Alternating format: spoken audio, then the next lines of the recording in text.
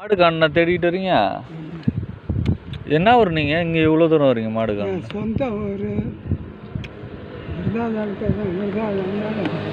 பெரியாபுரம் இருக்கு. மேபுரம் காவலூர். அவன் பேர் சுப்பிரமணிய சாமி.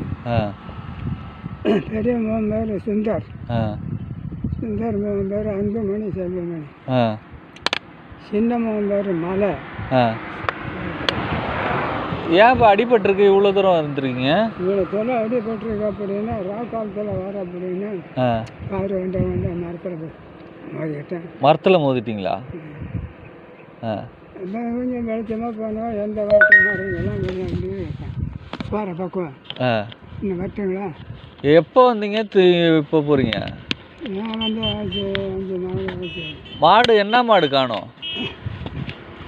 பசுகள். பசு அதான் என்ன மாடு?